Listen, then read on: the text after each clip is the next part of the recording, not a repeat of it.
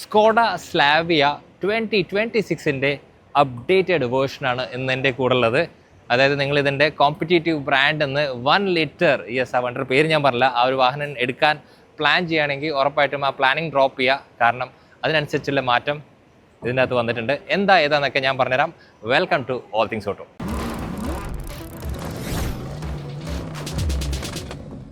Skoda Slavia 2026 ഈ ഒരു വേർഷൻ്റെ അകത്ത് ഒരു ജെൻ ചേഞ്ച് വന്നിട്ടില്ല. കുറച്ച് കോസ്മെറ്റിക് അപ്ഡേഷൻസും അതുപോലെ തന്നെ ഒരു മേജർ സംഭവം മാറിയിട്ടുണ്ട്. അത് എന്താണെന്നുള്ള ഞാൻ ഇൻ ഡീറ്റെയിൽ ആയിട്ട് പറയാം. ആദ്യം തന്നെ ഈ വാഹനത്തിൻ്റെ ഫ്രണ്ട് ഫേസിൽ നോക്കുകയാണെങ്കിൽ നമുക്ക് പെട്ടെന്ന് കാണുമ്പോൾ യെസ് ഇതിന് മുമ്പ് വിറ്റ സെയിം സ്ലാവിയാണോ ചോദിച്ചു കഴിഞ്ഞാൽ സ്ലാവിയാണ്. പക്ഷേ 2-3 സ്ഥലത്ത് വലിയ മാറ്റങ്ങൾ വന്നിട്ടുണ്ട്. ഏറ്റവും വലിയ മാറ്റം വന്നിട്ടുള്ളത് ഈ കാണുന്ന ഗ്രില്ലാണ്. ഇപ്പോൾ ആക്ച്വലി സ്ലാവി ആണെങ്കിലും സൂപ്പർബ് ആണെങ്കിലും ഇനിയിപ്പോൾ ഇതിൻ്റെ SUV വേർഷനിലേക്ക് പോയാലും എല്ലാത്തിലും നമുക്ക് ഈ ഒരു ഫാമിലി ഗ്രില്ലാണ് കിട്ടുന്നത്. പക്ഷേ ഇതിനകത്തൊരു മാറ്റമുണ്ട്. നോർമലി നമ്മൾ കുഷാക്കിലൊക്കെ കണ്ടപ്പോൾ പുതിയ അപ്ഡേഷൻ വന്നപ്പോൾ വന്ന ഏറ്റവും വലിയ മാറ്റം എന്താ, ഗ്രിൽ പാറ്റേൺ സെയിം ആണെങ്കിൽ പോലും ഈ കാണുന്ന സംഭവം ഇല്ലുമിനേറ്റ് ചെയ്യും. പക്ഷേ ഈ ഒരു ഭാഗത്ത് ആ ഒരു ഇല്ലുമിനേഷൻ കൊടുത്തിട്ടില്ല. അതാണ് ഏറ്റവും വലിയ മാറ്റം. പക്ഷേ ബാക്കിയുള്ള പാറ്റേണൊക്കെ സെയിം ടു സെയിം തന്നെയാണ്.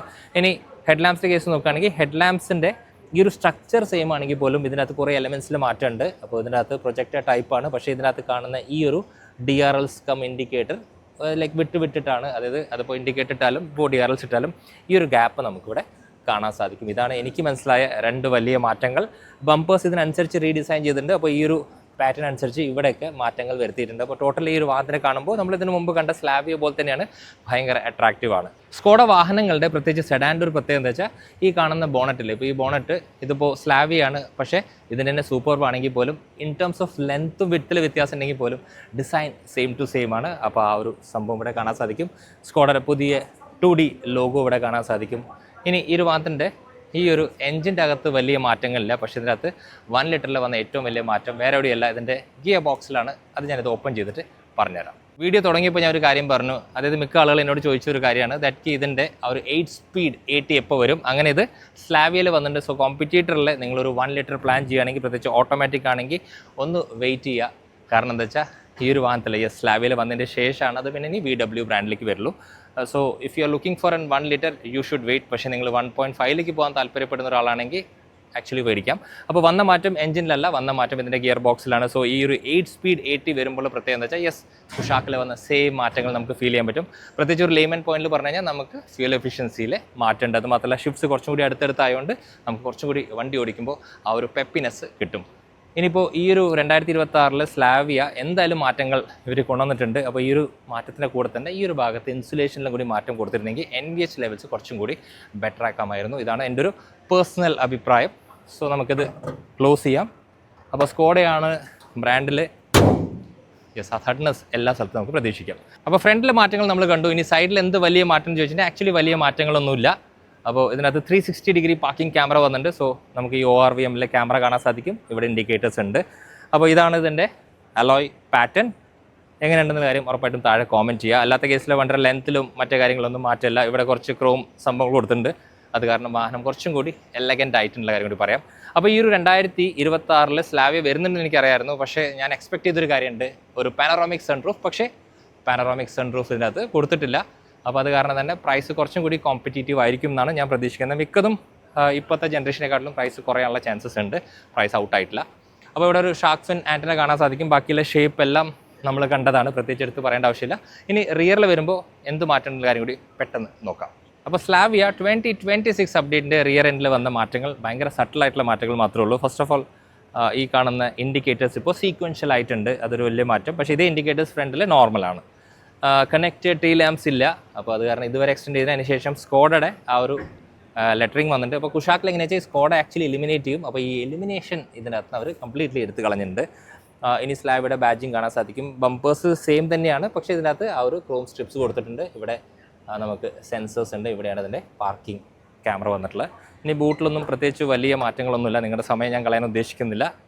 അതായത് സ്ലാവി എങ്ങനെയായിരുന്നു അതുപോലെ തന്നെയാണ്. 60-40 സ്പ്ലിറ്റ് ഉണ്ടെന്ന് കൂടി ഞാൻ എടുത്ത് പറയുന്നു.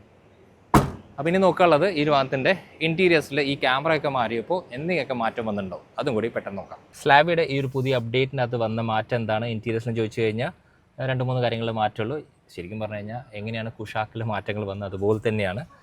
So starting from the steering wheel ഇതിലൊരു മാറ്റമില്ല. പാഡൽ ഷിഫ്റ്റേഴ്സ് കൊടുത്തിട്ടുണ്ട്. അപ്പോൾ സ്കോഡയുടെ സ്റ്റിയറിംഗ് വീലിൻ്റെ ഏറ്റവും വലിയ പ്രത്യേകത എന്താ വെച്ചാൽ അതായത് ഈ ഒരു വാഹനമാണെങ്കിലും സൂപ്പർബ് ആണെങ്കിലും ഞാനിപ്പോൾ ഒരു POV ഷോട്ട് വെച്ച് കഴിഞ്ഞാൽ ശരിക്കും പറഞ്ഞാൽ തിരിച്ചറിയാൻ സാധിക്കില്ല അതായിരിക്കും ഞാൻ ഏത് വാഹനം ഓടിക്കുന്നത്. അതായത് ഞാൻ പറയാൻ ഉദ്ദേശിച്ച് ഈ ഒരു വാഹനത്തിനകത്ത് അവർ മാക്സിമം അത്രയും ക്വാളിറ്റി നൽകിയിട്ടുണ്ട്. ഇനി ഫ്രണ്ടിൽ കാണുന്ന ഇൻസ്ട്രുമെൻറ്റ് ക്ലസ്റ്റർ TFT ആയിട്ടുണ്ട്. നമ്മൾ ഔഡി വാഹനങ്ങളൊക്കെ കാണുന്ന പോലത്തെ ഒരു സെയിം ഫീലാണ്. ബാക്കി ഈ ഒരു പാറ്റർണൈസേഷനിലൊന്നും ഒരു മാറ്റമില്ല. അപ്പോൾ ഈ ഒരു ഇൻഫോർടൈൻമെൻറ്റ് സ്ക്രീൻ സെയിം ആസ് ഇതിന് മുമ്പ് കാണുന്ന പോലെ തന്നെയാണെങ്കിൽ പോലും ഇതിനകത്ത് ഫീച്ചേഴ്സ് കൂടി ഉണ്ട്. യെസ്, അപ്പോൾ 360 ഡിഗ്രി പാർക്കിംഗ് ക്യാമറ വന്നപ്പോൾ ആ ഒരു ക്യാമറ ഇൻകോപ്പറേറ്റ് ചെയ്യാൻ നോക്കിയിട്ടുണ്ട്. അപ്പോൾ അതിൻ്റെ ക്ലാരിറ്റി എങ്ങനെയുണ്ടെന്ന് ചോദിച്ചു കഴിഞ്ഞാൽ ബേസിക്കലി സെയിം സെറ്റപ്പാണ്.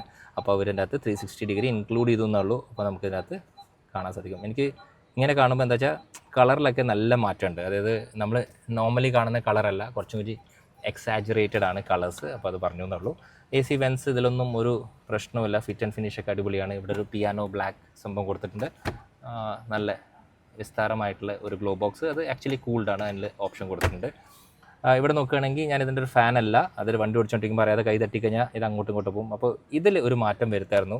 ഇതിലൊരു മാറ്റം വരുത്തിയിരുന്നെങ്കിൽ കുറച്ചും കൂടി ബെറ്റർ ആയിരുന്നു. ഇതിൻ്റെ ഒരു പേഴ്സണൽ ഫീലാണ്. അപ്പോൾ യെസ്, 8 സ്പീഡ് 80 ആണ്. പ്രത്യേകിച്ച് അങ്ങനെ ഒരു മെൻഷനിങ് ഇല്ല, പക്ഷേ ഇത് 80 ആണെന്ന് എനിക്കറിയാം. ഇവിടെ നമുക്ക് ഫോൺ വെക്കാൻ പറ്റും, 2 ഫോൺ വെക്കാൻ പറ്റും. ഇവിടെ ഒരു ഗ്രിപ്പർ ഉണ്ട്, അത് കാരണം ഫോൺ ഉരുസി പോവില്ല. ഒരു ചാർജിങ് സെറ്റപ്പ് പോലെ ഫീൽ ചെയ്യുന്നുണ്ട്, പക്ഷേ ആക്ച്വലി അങ്ങനെ ഇല്ല. അപ്പോൾ ചാർജർ ഇല്ല എന്നുള്ളതും കൂടി പറയാം. ഇവിടെ നോക്കുകയാണെങ്കിൽ നമുക്ക് സീറ്റ് വെന്റിലേഷൻസ് കൊടുത്തിട്ടുണ്ട്. അപ്പോൾ ഡ്രൈവറിനും കോ ഡ്രൈവറിനും ഈസി ആക്സസിബിൾ ആണ്. ഇത് നമുക്ക് start stop option off on ചെയ്യാൻ പറ്റും. ലോക്ക് അൺലോക്ക് ഇവിടെയാണുള്ളത്. ഹാൻഡ് ബ്രേക്ക് സ്റ്റിൽ ഇതിനകത്ത് നമുക്ക് മാനുവലാണ് വരുന്നത്. അതിനർത്ഥം റിയറിൽ ഇതിന് ഡിസ്ക് ബ്രേക്ക് ഉണ്ടാവില്ല എന്നാണ് എൻ്റെ ഒരു വിശ്വാസം. കാരണം അങ്ങനെയാണ് എൻ്റെത്. ഇനി സീറ്റ്സ് ഒരു കംപ്ലയിൻസും ഇല്ല, വൺ ഓഫ് ദ ബെസ്റ്റ് ആണ്. സപ്പോർട്ട് നൽകും, ബോൾസ്റ്റേഴ്സ് നൽകും. അത് മാത്രമല്ല ഈ ഒരു പ്രൈസ് പോയിന്റിൽ കുറ്റമൊന്നും പറയാനില്ല. ഇത് ഫ്രണ്ടിലേക്ക് നീക്കി കഴിഞ്ഞാൽ നമുക്ക് കുറച്ചുകൂടി കംഫർട്ടബിൾ ഇരുന്ന് കൈവയ്ക്കാൻ സാധിക്കും. ഇനി ഹെഡ് റൂമിൻ്റെ കേസ് നോക്കുകയാണെങ്കിൽ ഞാൻ ഏറ്റവും കൂടുതൽ മുകളിലേക്ക് ആക്കിയിട്ടപ്പോൾ തല ജസ്റ്റ് ഒന്ന് തട്ടുന്നുണ്ടെന്ന് മാത്രമേ ഉള്ളൂ. ഇവിടെ ലാംപ്സ് ഉണ്ട്. ഇത് ഡിജിറ്റൽ ആണെന്നുള്ള കാര്യം കൂടി പറയാം. അതായത് ഈ ഒരു പ്രൈസ് ടാഗിൽ ഈ ഒരു വാഹനത്തിൻ്റെ അകത്ത് നമുക്ക് മാനുവലി അഡ്ജസ്റ്റ് ചെയ്യേണ്ടി വരില്ല. അപ്പോൾ വേറെ എവിടെയും വലിയ വ്യത്യാസങ്ങളില്ല. അതുമാത്രമല്ല സൗണ്ട് സിസ്റ്റത്തിൻ്റെ ഔട്ട്പുട്ടും പഴയ ഒരു സ്ലാവിയിൽ എങ്ങനെയായിരുന്നു അതുപോലെ തന്നെയാണ്. അപ്പോൾ അവിടെയും മാറ്റില്ല. സബ് വൂഫർ ഇതിൻ്റെ റിയറിലെ ഡിക്കിയിൽ കൊടുത്തിട്ടുണ്ട്. അപ്പോൾ ഈ ഒരു വീഡിയോ എത്ര നേരം കാണുമ്പോൾ തന്നെ നിങ്ങൾക്ക് മനസ്സിലായിട്ടുണ്ടാവും. അതായത് ഈ ഒരു വാഹനത്തിനകത്ത് കുഷാക്കിൽ വന്ന അപ്ഡേറ്റ് ആണ് ഇവർ കൊടുത്തിട്ടുള്ളത്. അപ്പോൾ കുഷാക്കിൽ എന്താണ് സെക്കൻഡ് റോളിലുള്ളത് നിങ്ങൾക്ക് ഏകദേശം മനസ്സിലായിട്ടുണ്ടാവും. സോ ആ ഒരു സംഭവം ഇതിനകത്ത് വന്നിട്ടുണ്ട്. അതെങ്ങനെ വർക്ക് ചെയ്യുന്നുള്ളത് ഞാൻ കാണിച്ചു തരാം. സ്കോഡ വാഹനങ്ങളിലെ എൻ്റെ ഏറ്റവും ഫേവറേറ്റ് എന്താണെന്ന് എന്നോട് പേഴ്സണലി ചോദിച്ചു കഴിഞ്ഞാൽ ഞാൻ പറയുന്നത് ഇവരുടെ സീറ്റ്സ് ആണ്. അതിപ്പോൾ ഏത് വാഹനത്തിലാണെങ്കിലും സീറ്റ്സിൽ ഒരു കോംപ്രമൈസും ഇല്ല. അത് നമ്മൾക്ക് ഇരുന്ന് യാത്ര ചെയ്യുമ്പോൾ എത്ര ദൂരമാണെങ്കിലും സുഖകരമായിട്ട് യാത്ര ചെയ്യാൻ പറ്റും. അതുമാത്രമല്ല സ്പേസും ഉണ്ട്. അതിനിപ്പോൾ ഒരു ആഡ് ഓൺ ഫീച്ചർ കൂടി വന്നിട്ട് അതാണ് റിയർ മസാജ്.